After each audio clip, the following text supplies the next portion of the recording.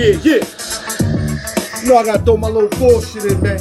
It ain't gonna be me if I don't do it like that, man. That's gonna separate me from all these other comrades, man.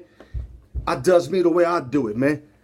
I do it my way. Let's get the bullshit out the game, man. Let's start off with the shout outs.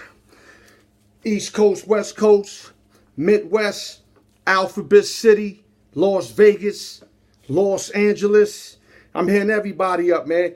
And today I got a special shout out to two people today. I'm going to hit my man Goose, sports fanatic, my dude. Much respect. Don't think I don't see you giving me love, man. But I need some love on the show like I do for you, man. I put your name on the show. Don't let nothing and no one stop you from doing likewise, bro. You know what I mean?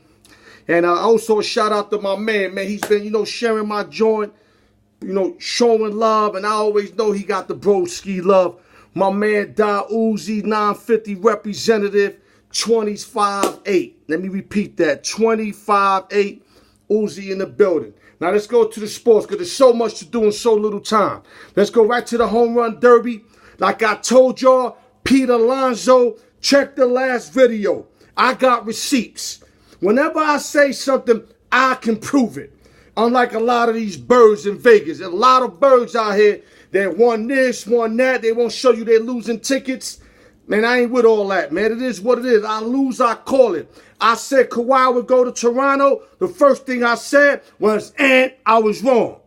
I caught that Pete Alonzo. Give me my props, man. And right now, the New York Mets are acting crazy right now. But you got to understand, they got nothing else to be happy for. Absolutely nothing beside this here. But the Mets are like bad tippers. They never give you enough respect. Like not one of them told me, yo, good call, Al. Not one of them. That's just like a bad tipper that come in and no motherfucking tip. That's how they remind me of. But anyway, forget about that. He took out Carlos Santana, the hometown, I'm not say hometown favorite, but the hometown, home run hitter that, Cleveland was over there rooting for. He knocked them right out the box.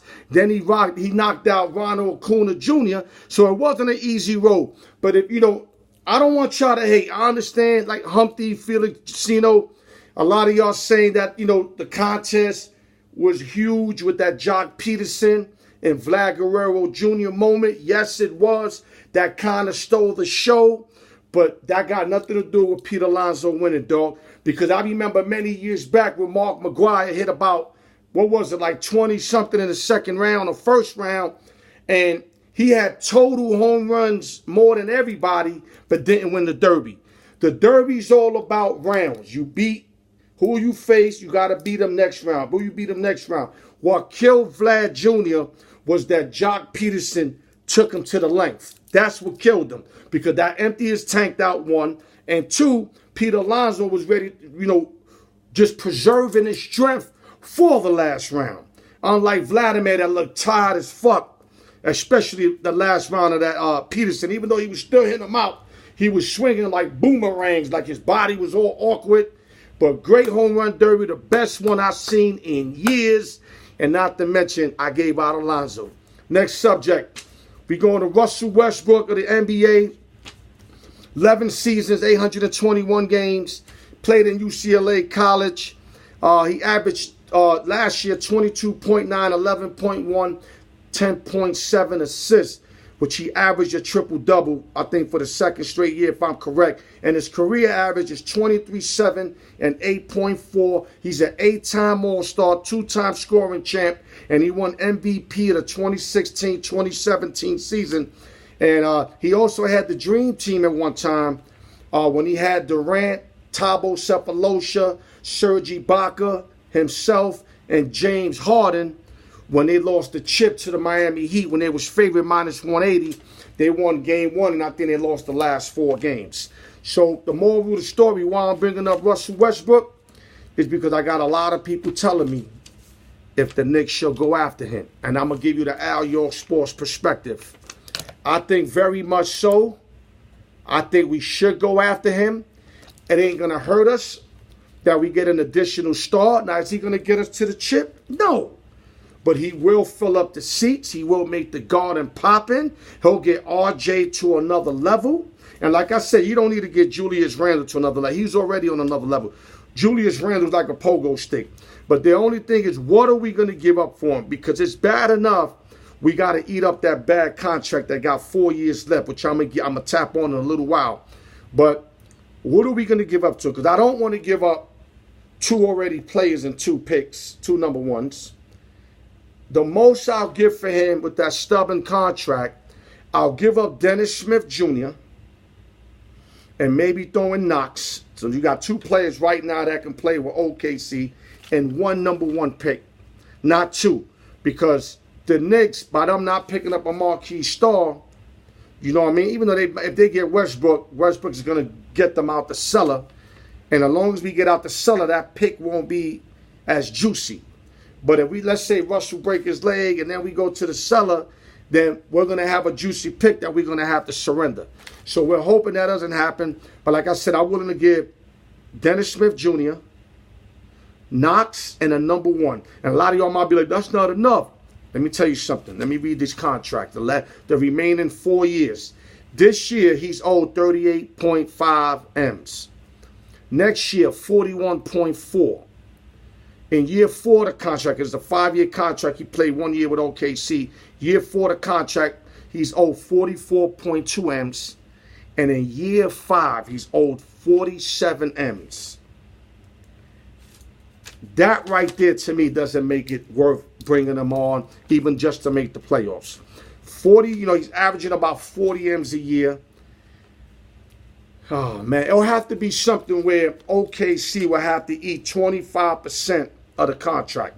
If OKC can eat 45% of the contract, 25%, let me say it right, 25% of the contract, where now, if the Knicks are averaging, let's say, paying him 40 M's, they can pay him something like maybe 30 M's, 28 M's, then give up, the 2 picks, with the number 1 overall, or number 1 New York pick. Then that might make sense, because Russell declined last year. So OKC don't really got, feet to stand on like that. Though he averaged a triple-double, y'all might be like, how he declined if he averaged a triple-double? Easy. His shooting percentage was way low. His 3-point percentage was way low. And his foul shots dropped. So in every category of the shooting aspect, because he is a shooting guard, all dropped. Each and every one of them dropped. So now the Knicks got legs to stand on. Knicks could be like, listen, pay 25%. We'll give you Knox and Dennis Smith Jr. Unfortunately, we got to give someone to get something. And a number 1. And even that might be too much. I mean, if we could pull something like a Dennis Smith Jr. and a number 1 for him, that'd be beautiful. But I think OKC is going to want an additional now player for Westbrook, who Westbrook is an all-star. He is an automatic all-star, especially going to the East Coast. Let me move on. Now you got the all-star game tonight. American League versus National League. You got Justin Verlander, 10-4, 2.98 starting for the American League.